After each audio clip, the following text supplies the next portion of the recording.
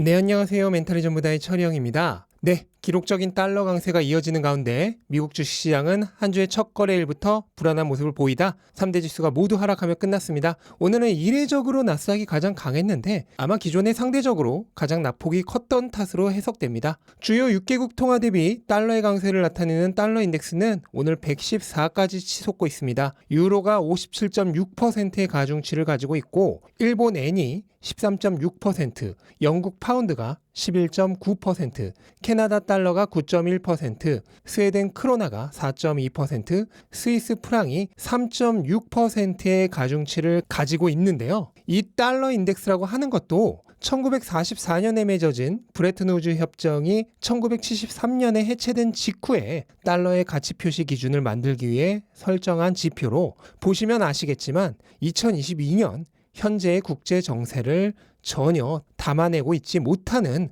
과거의 유산입니다. 어디까지나 이들 통화 대비 달러의 상대적 강세를 나타내는 참고 자료 정도로만 사용하면 되고요. 어쨌든 이 수치가 현재 급격히 상승 중인데 모건 스탠리는 이 달러 인덱스가 올 연말에 118에 도달할 것으로 보고 있습니다. 이 얘기는 2000년 닷컴 버블과 수치상으로 같은 수준까지 달러 강세가 이어질 것이라는 얘기죠. 현재 달러 인덱스가 이렇게까지 높아진 이유는 미국이 역대급 금리 인상을 연타석으로 하는 동안 유럽, 일본, 영국 등은 긴축의 속도를 늦추고 있기 때문입니다. 현재 미국의 기준금리는 9월에 또다시 0.75% 금리 인상을 하면서 3.25%까지 올라와 있는데 반해 유럽은 계속해서 제로금리를 지켜오다 7월에 0.5% 인상, 그리고 9월에 0.75% 인상하며 이제 갓 1%가 약간 넘는 금리가 되었습니다.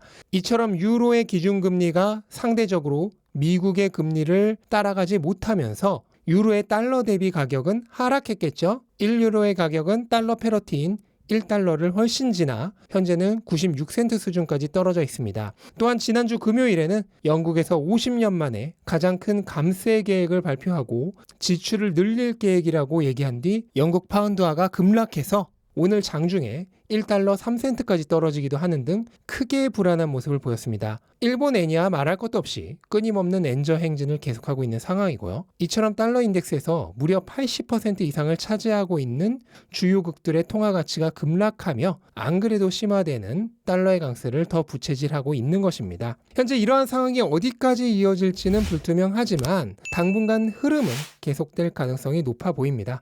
아마도 연준이 향후 두세 차례 금리를 추가로 더 올린 뒤 금리 인상을 멈추거나 속도를 늦춘 이후 유럽과 영국 등이 뒤따라서 금리를 올리기 시작하는 연말경부터 달러 인덱스의 상승이 둔화되며 추세가 멈출 가능성이 가장 커 보입니다. 현재 기록적인 달러 강세로 인해 상대적으로 모든 자산들의 가격이 하락하고 있습니다. 앞서 살펴봤듯 다른 국가들의 통화는 말할 것도 없고 안전자산의 대명사로 불리는 금 역시 오늘도 1% 넘게 급락했습니다. 금과 달러의 가격은 거의 정확하게 상대적인 위치를 가지기 때문에 달러 선호 추세가 이어진다면 계속해서 하락할 수밖에 없습니다. 채권의 가격 역시 당장 현금을 확보하자는 심리와 향후 금리가 더 오를 것을 예상하며 급격하게 무너지는 중이고요. 채권 가격과 반대로 움직이는 채권 수익률은 오늘 10년물 기준으로 무려 23베이시스 포인트나 올라 거의 4%에 도달했습니다. 급등하는 채권 수익률은 그 자체로 주식시장의 악재가 되는 것은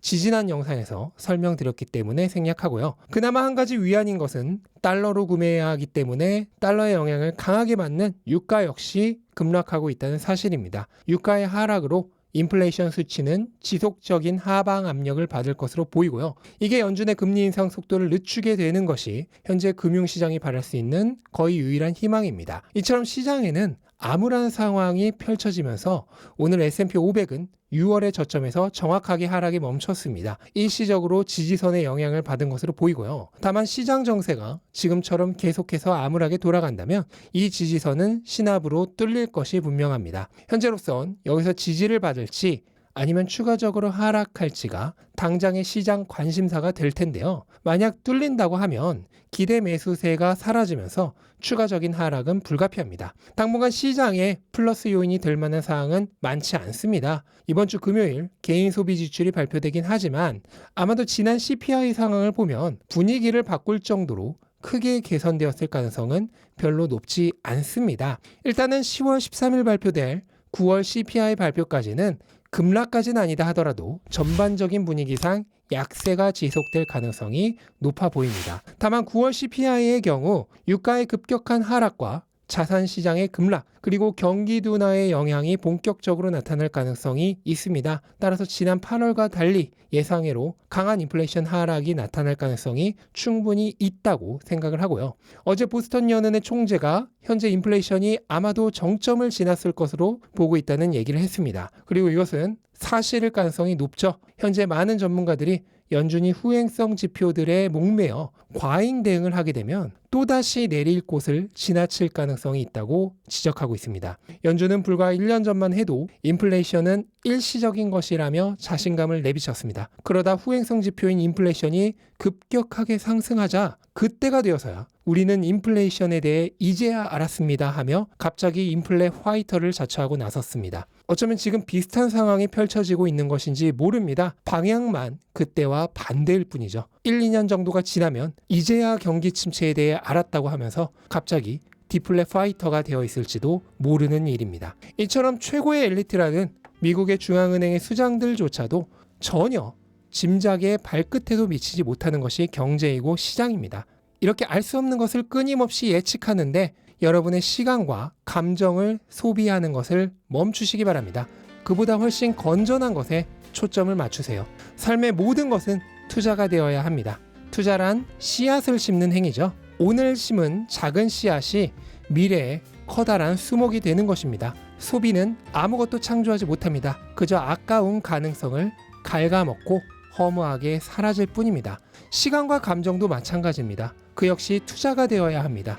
아무 의미 없는 시장 잡음을 따라잡는데 소비하는 시간을 삶을 바꿔줄 자산을 찾고 공부하는데 투자하는 것으로 바꿔야 합니다. 대중과 함께 여기저기 휘둘려 다니며 소비하는 감정을 아껴서 소망하던 앞날을 성취하는 감정으로 만들어주기 위한 씨앗으로 사용해야 합니다. 돈만이 투자라고 생각하지 마십시오. 지금 허무하게 낭비하고 있는 여러분의 시간과 감정도 투자의 대상입니다.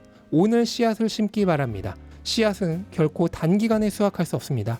단기간에 수확할 수 있을 정도로 자라는 것을 바라는 건 투자가 아닙니다. 투자는 소비와 달리 충분한 시간이 주어져야 합니다. 우리의 삶은 결코 어느 한 지점을 향해 나아가거나 하나의 단일한 목표에서 마무리되지 않습니다. 나아가는 모든 과정에서 즐거워야 합니다. 그런 생각을 가지고 살아가는 사람에게 있어 삶의 모든 것이 투자이며 그 투자는 결코 고통스럽거나 불행할 수 없습니다. 하루하루가 늘 더 없는 행복이 됩니다.